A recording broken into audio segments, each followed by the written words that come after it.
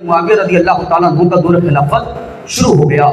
اب سوال یہ ہے، امیر معاویہ رضی اللہ تعالیٰ عنہ تک تو ٹھیک تھا، سارے معاملہ چل رہے ہیں، ان کے دور کے اندر زیادہ تر سنتوں کی مخالفت بھی نہیں ہو رہی بلکہ زیادہ سنتوں پر عمل کیا جا رہا ہے، محبوب کریم صلی اللہ علیہ وآلہ وسلم کے طریقہ کار کو اپنایا جا رہا ہے، چل رہے ہیں۔ لیکن مسئلہ یہاں خراب ہونے لگا کہ جب حضرت امیر معاویہ رضی اللہ عنہ نے مشورہ کیا اور پوچھنے لگے کہ میں اپنی جگہ اپنے بعد یزید کو خلیفہ بنانا چاہتا ہوں، مسئلہ یہاں سے شروع ہوتا ہے، یزید کو خلیفہ بنانا چاہتا ہوں، پرائم منسٹر آف اسلام بنانا چاہتا ہوں، وزیر اعظم، صدر، جو آپ کہنا چاہیں آپ کہہ سکتے ہیں، وہ میں بنانا چاہتا ہوں، آپ کی رائے کیا ہے؟ تو اکثر لوگوں نے کہا حضور والا ٹھیک ہے آپ بنا دیجئے۔ اب آپ کے ذہن میں یہ سوال ہوگا کہ یزید اتنا بڑا فاسق اور فاجر، کبیرہ صغیرہ گناہوں کا مرتکب، حضرت امیر معاویہ رضی اللہ تعالیٰ عنہ نے اس کو خلیفے کے لیے نامزد کیوں کیا، اس کا نام کیوں نکالا کہ یزید کو میں خلیفہ بنانا چاہتا ہوں؟ اب اس بات کو آپ نے سمجھنا ہے، اپنے ذہنوں کو کلیئر اور کھول کے سمجھیں گے تو انشاءاللہ بات سمجھ آئے گی۔ پہلی بات تو آپ یہ سمجھیے، حضرت امیر معاویہ رضی اللہ تعالی عنہ نے پہلی وجہ جو یزید کو خلیفہ بنایا ہے اس کی وجہ یہ ہے کہ حضرت امیر معاویہ رضی اللہ تعالیٰ عنہ کے بھائی ہیں حضرت یزید بن ابو سفیان رضی اللہ عنہما، اور اپنے بھائی کے نام پر ہی اپنے بیٹے کا نام رکھا امیر معاویہ رضی اللہ تعالیٰ عنہ نے یزید، اور یزید بن ابو سفیان رضی اللہ عنہما یہ صحابی رسول ہیں۔ حضرت ابو بکر صدیق رضی اللہ عنہ کا دور خلافت چل رہا ہے، تو حضرت ابو بکر صدیق رضی اللہ تعالیٰ عنہ نے یزید بن ابو سفیان رضی اللہ عنہما کو ملک شام کے لیے روانہ کیا اور کہا حضور والا آپ ملک شام جائیں اور ملک شام جا کے فتح کریں، یہ آپ کی ذمہ داری ہے، ملک شام کی گلی گلی کوچے کوچے میں پرچم اسلام لہرا رہا ہو، یہ آپ کی ذمہ داری ہے۔ تو آپ چلے گئے حضرت ابو بکر صدیق رضی اللہ عنہ کے دور خلافت میں، اور آپ نے جا کے اللہ کے کرم سے، اللہ کے فضل سے ملک شام فتح بھی فرما دیا ہے۔ تو اب جو شامی لوگ ہیں نا، ملک شام کے رہنے والوں کو شامی کہا جاتا ہے، اس شہر سے نسبت رکھتے ہیں، اس ملک سے نسبت رکھتے ہیں، تو جو شامی لوگ ہیں انہوں نے اسلام قبول کیا، کن کے ہاتھ پر؟ حضرت یزید بن ابو سفیان رضی اللہ عنہما کے ہاتھ پر، جو کہ امیر معاویہ کے بھائی ہیں۔ تو انہوں نے جب سے اسلام قبول کیا ہے، جب سے انہوں نے ایک خاندان جانا ہے، بنو امیہ کا خاندان جانا ہے، ایک بندے کو جانتے ہیں یزید بن ابو سفیان رضی اللہ عنہما، اور ان کے ذریعے امیر معاویہ کو جانتے ہیں۔ تو انہوں نے سب سے پہلے جن کے ہاتھ پر بیعت کی اور اپنا امیر مانا وہ یزید بن ابو سفیان رضی اللہ عنہما ہیں۔ اب یزید بن ابو سفیان رضی اللہ عنہما کا جب وصال ہو گیا عمر فاروق کے دور خلافت میں، تو عمر فاروق نے اب ملک شام کا امیر کس کو بنایا؟ حضرت امیر معاویہ رضی اللہ عنہ کو۔ کس کو بنایا؟ حضرت امیر معاویہ رضی اللہ عنہ کو۔ وجہ کیا ہے؟ آخر عمر فاروق کے سامنے دیگر بھی تو صحابہ تھے، حضرت عمر فاروق چاہتے تو کسی اور صحابی کو انتخاب کر لیتے اور کہتے حضور والا آپ جائیے اور ملک شام میں یزید بن ابو سفیان رضی اللہ عنہما کی جو جگہ ہے وہ آپ نے سنبھالنی ہے، لیکن عمر نے انہی کے بھائی کا انتخاب کیا ہے، امیر معاویہ کا، اس لیے کیونکہ عمر کا نظریہ یہ ہے کہ شامی لوگ اگر کسی خاندان کو جانتے ہیں تو وہ بنو امیہ کا خاندان ہے، اگر جانتے ہیں تو یزید بن ابو سفیان کو جانتے ہیں، اگر میں ان کے خاندان کے علاوہ کسی اور کو بھیجتا ہوں تو شامی بغاوت پر اتریں گے اور وہ کسی اور کی بیعت قبول نہیں کریں گے، اس لیے انہوں نے امیر معاویہ رضی اللہ عنہ کا انتخاب فرمایا اور فرمایا کہ آپ جائیں اور آج سے آپ ملک شام کے امیر ہیں۔ اب جب حضرت امیر معاویہ رضی اللہ تعالیٰ عنہ کو خلیفہ مقرر کرنا ہے تو آپ کے ذہن میں سب سے پہلا جو نام یزید کا آ رہا ہے یہ وہی نظریہ عمر فاروق کا امیر معاویہ کا ہے۔ کیا نظریہ ہے؟ کہ ہمیشہ سے ملک شام والوں نے اگر کوئی خاندان دیکھا ہے تو بنو امیہ کا خاندان ہے، بیعت کی ہے تو پہلی یزید بن ابو سفیان کے ہاتھ پہ کی ہے اور اس کے بعد امیر معاویہ رضی اللہ عنہ کو مانا ہے۔ اب امیر معاویہ نے سوچا اگر میں یزید کے علاوہ کسی اور کو خلیفہ بناتا ہوں یا کسی اور کو امیر بناتا ہوں تو ملک شام کے لوگ راضی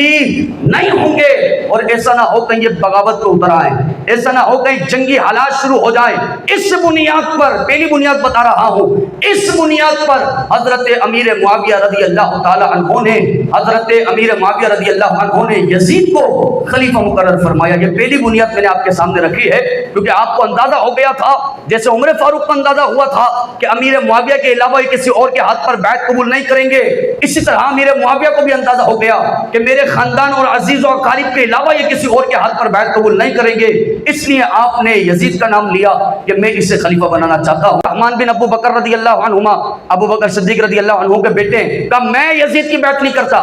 حضرت عبداللہ بن عمر، حضرت عمر کے بیٹے ہیں، کہا میں بھی یزید کی بیعت کو نہیں مانتا۔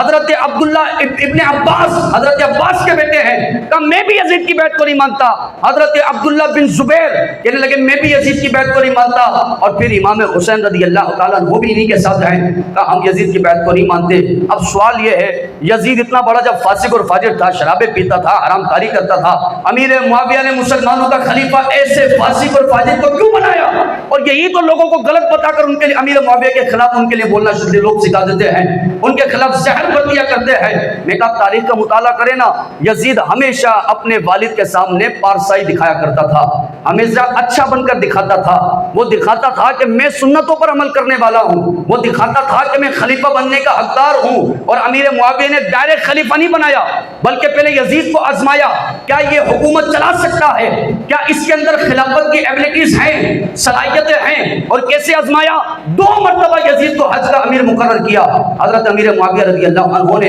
اور دونوں مرتبہ کمال طریقے سے یزید نے اپنا فریضہ انجام دیا۔ تو حضرت امیر معاویہ رضی اللہ عنہ بظاہر یہ دیکھ رہے تھے کہ جتنی قابلیت ایک خلیفہ میں ہے وہ تمام قابلیت اس میں موجود ہے، حکومت چلا سکتا ہے، اور جو اس کے گناہ تھے وہ یزید نے چھپا رکھے تھے حضرت امیر معاویہ رضی اللہ تعالیٰ عنہ کے سامنے۔ حضرت امیر معاویہ کو واللہ یہ معلوم نہ تھا کہ یہ اتنے بڑے بڑے گناہوں کا مرتکب ہے، ورنہ ہمارا ایمان ہے کہ ایک صحابی رسول کبھی بھی ایسے فاسق اور فاجر کو مسند خلافت پر لے کر کے نہیں آتے۔ یہ تو تھوڑی بہت باتیں معلوم تھی، لیکن بڑے بڑے گناہوں کا امیر معاویہ رضی اللہ عنہ کو یزید کا علم نہیں تھا کہ یہ اتنا بڑا فاسق اور فاجر ہے۔ لیکن جن صحابہ کو علم تھا ان کے میں نام لے چکا ہوں، انہوں نے منع کر دیا۔ اب جب حضرت امیر معاویہ رضی اللہ تعالیٰ عنہ عمرہ کر کے ملک شام جانے لگے تو انہی صحابہ سے ملاقات ہو گئی، ان 5 لوگوں سے ملاقات ہو گئی جو یزید کی بیعت قبول نہیں کر رہے تھے۔ امیر معاویہ نے فرمایا حضور والا کیا مسئلہ ہے، آپ کیوں میرے بیٹے کی بیعت قبول نہیں کرتے؟ تو حضرت عبد الرحمن بن ابو بکر جلال میں آ گئے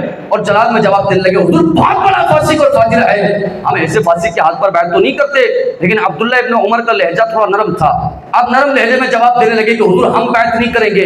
امام حسین رضی اللہ عنہ نے فرمایا میں بیعت نہیں کر سکتا۔ اب حضرت امیر معاویہ رضی اللہ عنہ کو ایک کھٹکا ہو گیا کہ کچھ تو یزید میں ایسی خامیاں ہوں گی کہ جس کی وجہ سے حضرت امام حسین رضی اللہ عنہ اس کی بیعت نہیں کر رہا ہے۔ اب دیکھیں میں قربان، وہ جو امیر معاویہ رضی اللہ عنہ پہ انگلیاں اٹھاتے ہیں اور یہ کہتے ہیں کہ انہیں یزید کا سب معلوم تھا، جان بوجھ کے انہوں نے خلیفہ بنایا ہے، وہ یہ کہتے ہیں کہ حسین کو قتل کرنے کی تربیت امیر معاویہ رضی اللہ عنہ نے دی ہے۔ میں کہا آپ اٹھائیں الہدایہ والنہایہ اس کی عبارت پڑھیں۔ حضرت امیر معاویہ کو جب یہ کھٹکا ہو گیا کہ ہاں مجھے ایسا لگ رہا ہے کہ یزید کے لیے جو میرا فیصلہ ہے یہ تھوڑا کمزور فیصلہ ہے، تو اللہ کے حضور ہاتھ اٹھا دیے اور اللہ سے عرض کرنے لگے اے میرے مولا تو جانتا ہے میں نے یزید کو خلیفہ صرف اس لیے بنایا ہے کہ اس میں خلافت کی صلاحیت ہے، اس میں خلافت کی ایبلٹیز ہیں، اس میں خلافت کا پورا جو ہے وہ معیار پایا جاتا ہے، لیکن تو یہ بھی جانتا ہے کہ امیر معاویہ نے اپنی محبت کی وجہ سے یزید کو امیر نہیں بنایا، اس لیے خلیفہ نہیں بنایا کہ یزید امیر معاویہ کا بیٹا ہے، اس لیے کیونکہ یہ تو معاویہ سے پوچھو اگر محبت کی بات ہے تو واللہ باللہ امیر معاویہ اپنے بیٹے سے زیادہ علی کے بیٹوں سے محبت فرمایا کرتے ہیں۔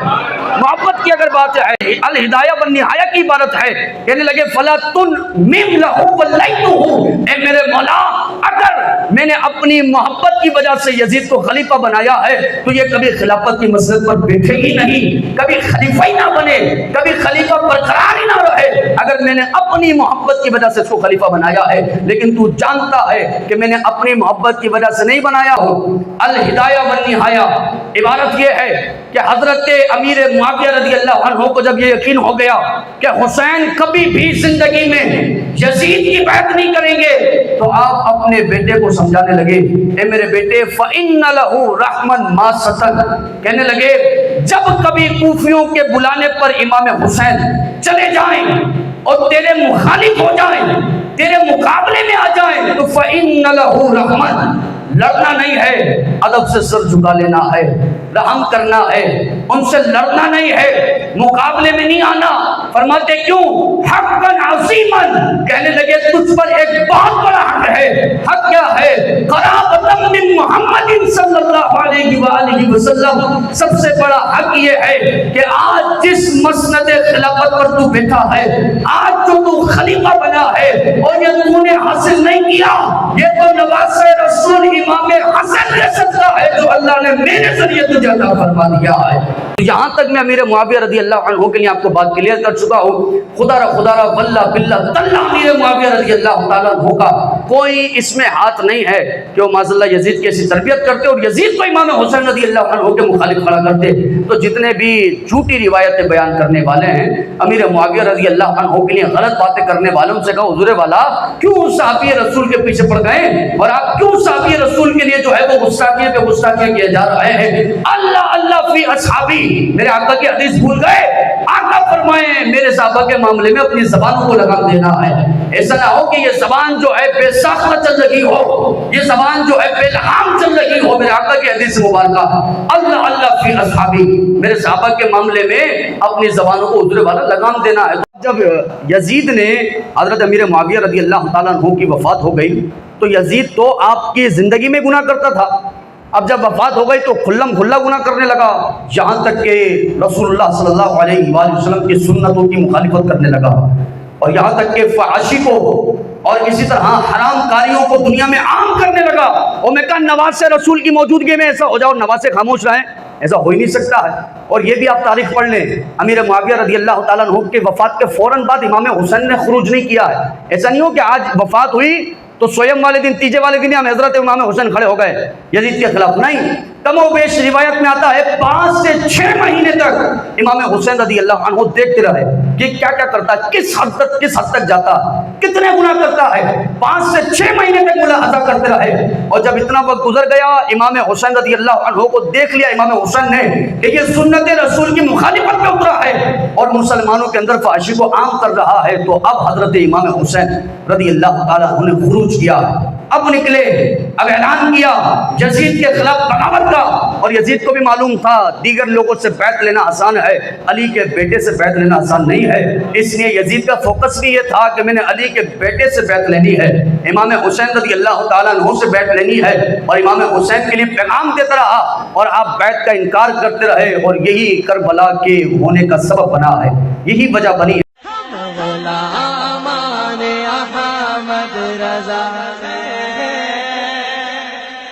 कोई भी हमसे जीता नहीं।